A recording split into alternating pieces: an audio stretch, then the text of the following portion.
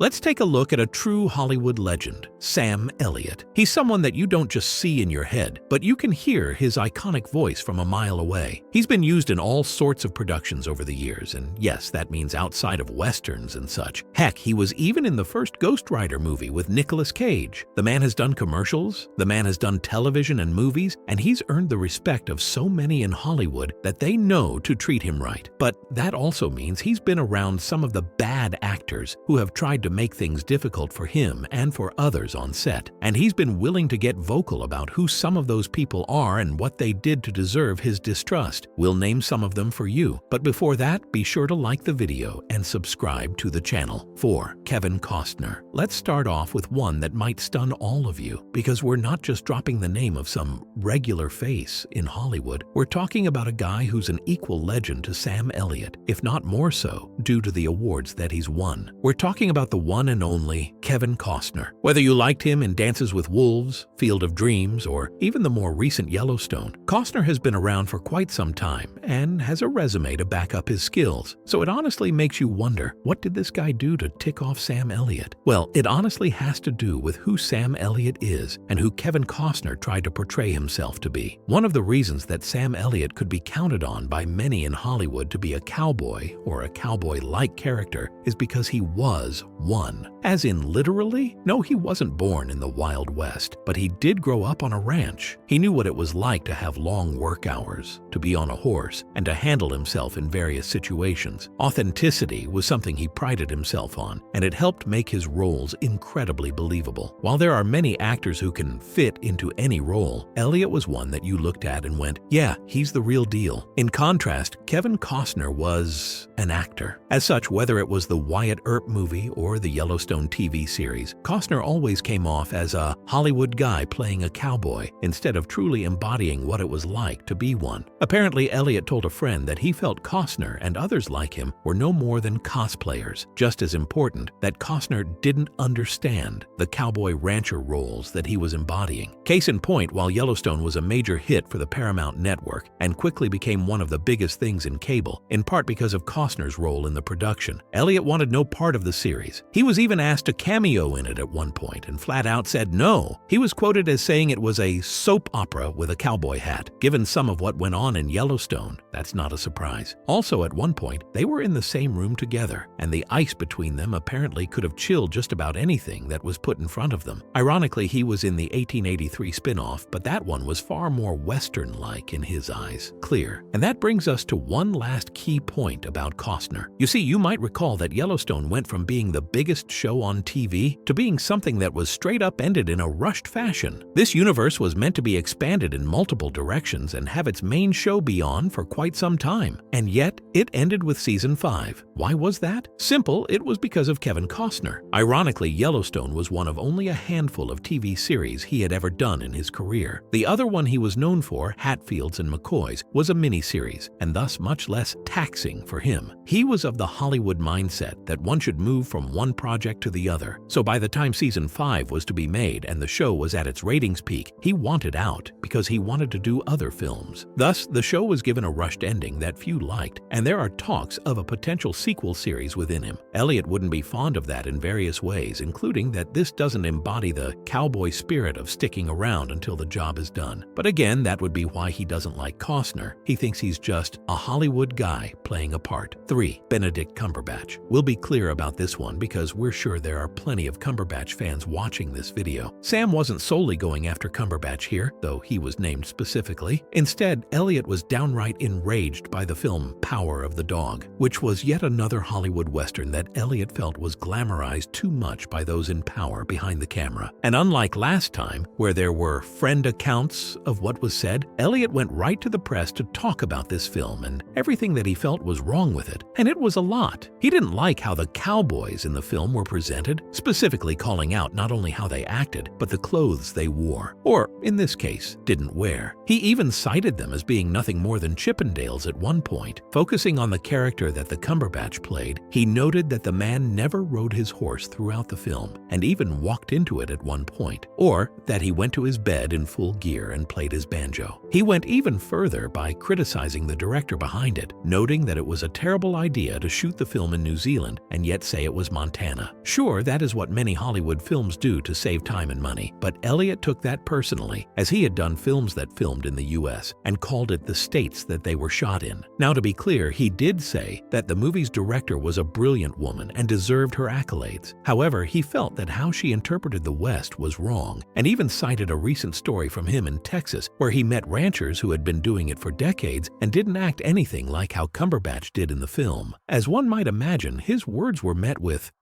backlash. Lots of backlash. Many tried to defend Cumberbatch and even called Sam a relic of the past. Cumberbatch never publicly fought back against the words-to-mouth statements of Elliot, nor did the studio. Elliot, however, ever the fair man, did admit that he didn't articulate his words properly. He stood by much of what he said, even noting that the film struck a chord with him, and he had to say how he felt. He also felt that his words may have offended the LGBTQ+ community, and apologized specifically to them, as he's been good friends with many in that community for a long time, and he was sorry if he had hurt them. In many ways, that speaks to how much Elliot feels about both his honor and his words, just like a cowboy. He admitted that he went too far and went to make sure his thoughts were more clearly heard. Many in Hollywood could learn from his lessons. Oh, and he also said, never go on a podcast with the letters WTF in the title. Wise words for us all. 2. Ashton Kutcher. Before we go and reveal what Sam Elliott said about this next actor, your first question might be, wait, when did Elliot work with Ashton Kutcher? A fair question indeed, given the two's very different paths in Hollywood. After all, Kutcher is arguably most known for his role in that 70s show, which helped start his career, and then things like Punk'd or the final seasons of 2.5 Men. He's made various movies and other series in the meantime, and one of them was indeed with Sam Elliott. That series was The Ranch, which was on Netflix. You can easily see why Netflix would be up for such a thing, as it was a true odd couple featuring two different kinds of leading men in Hollywood. However, almost immediately, there were apparently lots of problems between the two. According to those on set, Elliot didn't view Kutcher as a real actor. He felt that even at that point in his career, Kutcher was just some decent guy who had been hotshot through Hollywood, which, to be fair, is not entirely inaccurate, and that played out in how Sam felt about the series as a whole. As noted, Netflix likely saw this as an opportunity to get people to watch, not because of the quality, but because they had big names like Elliot and Kutcher there. Elliot saw his counterpart as nothing more than someone picked by an algorithm to try and make something special versus picking the right people for the job. Again, given what we know about this, and Netflix in particular, that's not inaccurate. While Ashton was very respectful toward Elliot in interviews, Sam was far less kind behind closed doors and in talks with the show's crew, even stating that Ashton might have been someone who saw acting through YouTube. While the show did last 4 seasons, it was hardly anything special, and both fans and critics let that be known. Ironically, the one thing that was consistent about the series was the performances from those like Sam, because while he may not have wanted to be there, he did his job like the professional he knows he is. 1. Nicolas Cage. Yeah, can we really blame him for this one? Don't get us wrong, we're fans of Nicolas Cage, and we actually liked the first Ghost Rider movie. Both actors brought a lot to the film in their own ways, and it had a charm that we think many missed. However, when it came to Elliot's thoughts on his co-star, well, he saw someone who didn't respect acting like he did. When you think of Elliot's roles, even in ones like superhero films like Ghost Rider, he was always reserved, focused in his emotions, and never one to raise his voice unless that's what the scene required. With Cage, he has always been about going above and beyond in ways that made him the center of attention on camera. Heck, just look at all the memes and GIFs that are focused on his roles over the years, and you'll see exactly what we mean. While some would see hilarity in things like that, Elliot saw it more as ego, and nothing something he felt belonged on screen. Apparently, he noted that Cage was like a firework, all bang, no heat. He didn't like the outlandishness of what Cage did on screen. It wasn't just about performance style for Sam, it was about philosophy. Acting, in his mind, wasn't about trying to be the biggest presence in the room, but about serving the story with quiet strength and emotional truth. Whether he was playing a hardened cowboy, a grizzled mentor, or a thoughtful patriarch, Elliot approached every role with a sense of restraint, as if each word spoken or look given carried decades of personal history. That subtlety, that stoicism, that's what defined his on-screen presence. So when he found himself working with someone like Nicolas Cage, who was, and still is, infamous for his big energy, wild improvisations, and explosive bursts of intensity, it was like putting oil and water in the same bottle. You could shake it all you wanted, but they were never going to fully mix. Cage is the kind of actor who wants every role to be unforgettable, even if it means going completely over the top. Elliot, meanwhile, would rather have you forget the actor entirely and simply remember the character. From what was gathered behind the scenes, the tension wasn't confrontational. There weren't shouting matches or ego contests. Instead, it was more of a quiet discomfort. Elliot couldn't quite understand Cage's method, and Cage, in turn, didn't seem interested in adjusting his style to fit into Elliot's measured, grounded framework. They were two different brands of actor, one rooted in tradition and authenticity, the other fueled by spontaneity and creative chaos. And to be fair, there are plenty of people in Hollywood who respect Nicolas Cage because of that chaos. He's not boring, he's not predictable, and he always gives you something to remember, whether you wanted to or not. But for someone like Sam Elliot, that kind of inconsistency can be maddening. It's not that he doesn't respect a good performance, it's that he believes deeply in discipline, in consistency, in knowing when to pull back instead of always pushing forward. More than that, Elliot sees acting as a craft you never stop honing. He spent his entire life developing his skills and perfecting his sense of timing, delivery, and presence. And while Cage has certainly worked hard in his own way, his wild swings and unconventional choices often feel to someone like Sam like a lack of control, a lack of respect even for what the job actually requires. There's also a deeper emotional layer to this. Elliot has always prided himself on being part of productions that had integrity, whether that means historically grounded westerns, character-driven dramas, or even commercials that meant something to the American spirit. Cage, on the other hand, has taken on projects that range from Oscar-winning performances to low-budget, straight-to-streaming oddities that barely hold together. And while that kind of career arc may seem adventurous or admirable to some, it likely comes off as reckless and unserious to Elliot. This difference in professional priorities might be why Elliot felt so strongly about Cage, especially during their time on Ghost Rider. For all its comic book flair, Elliot likely wanted the film to have a grounded emotional core, a mythic story about penance, pain, and redemption. Cage, being Cage, turned it into a fiery spectacle of wide eyes, dramatic yelling, and unpredictable movements. And even if fans enjoyed the juxtaposition, Elliot walked away from that production feeling like the heart of the story had been overshadowed by unnecessary theatrics. In interviews since then, Elliot has never gone out of his way to publicly bury Cage. He's too professional for that, but it's clear in the way he's spoken to colleagues, friends, and other actors that he's someone who values consistency over chaos. He'd rather work with someone who can elevate a scene with a whisper than someone who tries to steal it with a shout. This doesn't make Cage a bad actor, of course. If anything, it shows how diverse the world of Hollywood truly is. Some actors believe in subtlety, others believe in spectacle, and sometimes those two ideologies can't share the same screen without creating some friction. But what's fascinating, and maybe even a little ironic, is that both Elliot and Cage are beloved in their own ways because they've stayed true to their identities. Sam Elliot is the portrait of stoic masculinity, a relic of a bygone era that still commands attention every time he walks into frame. Nicolas Cage is the wild card, the unpredictable artist who's always one performance away from total disaster or absolute brilliance. So when you put those two energies together, you can imagine how confusing and maybe even frustrating it must have been for someone like Elliot, who thrives on structure and truth in performance. Seeing Cage dive headfirst into chaos with reckless abandon probably felt like watching someone swing a sledgehammer at a cathedral. There's a kind of performance art in it, sure, but it doesn't mean it fits the tone of the place. And that, in the end, is what defines Sam Elliott's career and his opinions on the people he's worked with. He respects the craft. He respects the history. He respects doing things the right way, even if it means ruffling feathers or refusing to play the Hollywood game. He's not trying to be everyone's friend. He's trying to be the kind of actor that people can look at and say, that man meant every word he said. The irony here is that these words honestly reflect Cage's personality, which has gotten him in trouble many times over the years, including financially, which led him to do a bunch of shovelware films just to make his money back, something that Sam never had to do for various reasons. And that's all from the words of Sam Elliot and the people he said he didn't want to work with again, didn't like that much, and so on. Were you surprised by the people that he put out on his list? Which ones do you now not view as the same because Sam Elliot doesn't like them? Or do you know of another person that Elliot said he wasn't fond of over the years? Let us know in the comments below. Be sure to subscribe and we'll see you next time on the channel.